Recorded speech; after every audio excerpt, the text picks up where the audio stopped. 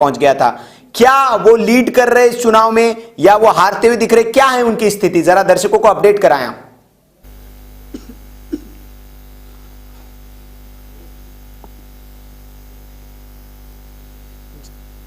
जी बिल्कुल, एक तरफा लीड कर रहे हैं, उनके पीछे कोई नहीं है, कोई टक्कर में नहीं है, दूर दूर तक कोई नहीं है।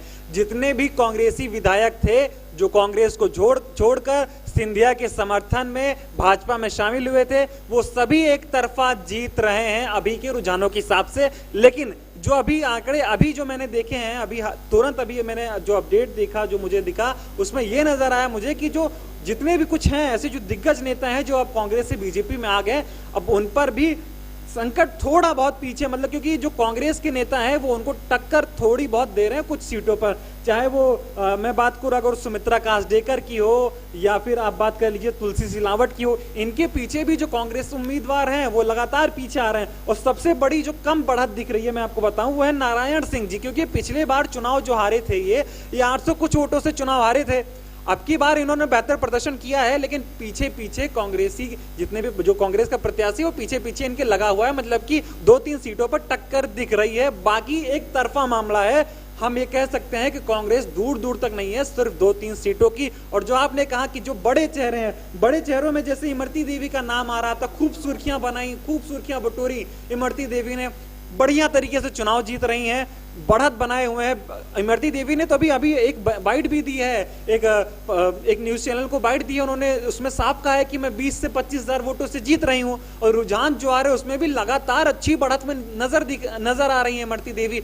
लेकिन हाँ, कांग्रेस जिन 7 सीटों पर बढ़त बनाए हुए है उनमें बीजेपी प्रत्याशी बहुत पीछे हैं। मतलब कांग्रेस जहां बढ़त बनाई हुई है वहां वो पीछे हटने का नाम नहीं ले रही। मैं सीटें भी आपको बताना चाहूंगा। अब वहां से सत्य प्रकाश जी हैं, ये लगातार बढ़त बनाए हुए हैं, कांग्रेस से हैं।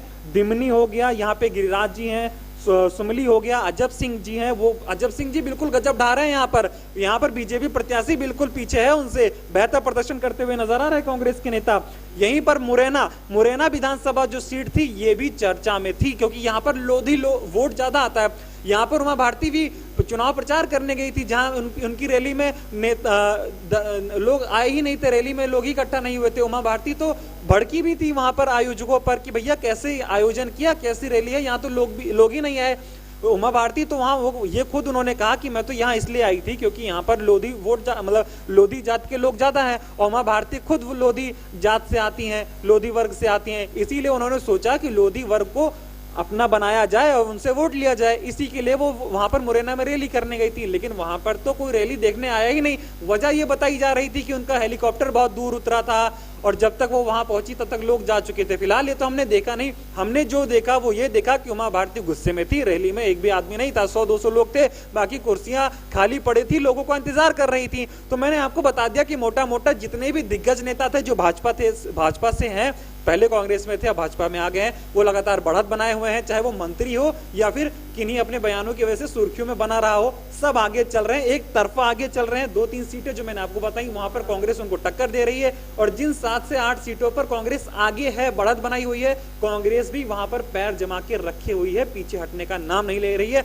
बाकी इस समय जैसे जैसे आगे बढ़ेगा, रुझान आगे बढ़ेंगे, स्थिति और साफ होती जाएगी।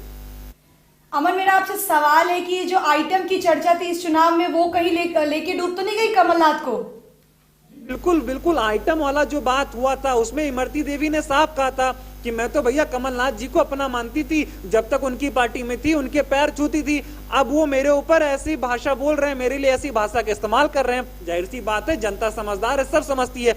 और 100 की सीधी एक बात, इमरती देवी अच्छी हैं बुरी हैं हम नहीं जानते, हम कुछ नहीं कहते, लेकिन जनता को सब पता है इमरती देवी वहीं की रहने वाली हैं। और अगर आप खुलेआम प्रदेश का पूर्व मुख्यमंत्री किसी औरत को, किसी महिला को, जहां महिला सम्मान की बात की जाती है, आप खुद अपनी भाषा का स्तर गिरा रहे हैं, उनके लिए आइटम जैसे शब्दों का उपयोग कर रहे हैं, ये गलत है और इसका खामियाजा वहां पर उनको भुगतना पड़ रहा है। और एक बात और बताओ, कमलनाथ जी वहां पर एक बार नहीं 2-2 बार रैलियां करने गए और वो फ्लॉप नजर आ रही है। अब जितनी भी मेहनत की, 84 सभाएं की कमलनाथ ने, सब कुछ फ्लॉप नजर आ रहा है, धरा का धरा नजर आ रहा है। वहां पर कमलनाथ के खिलाफ चुनाव आयोग ने भी एक्शन लिया और अब डबरा की जनता इमरती देवी को वोट देकर शिवराज के खिलाफ एक्शन ले रही है। मतलब ये माना जाए अमन की जो इमरती का जादू है या सिंधिया का जादू है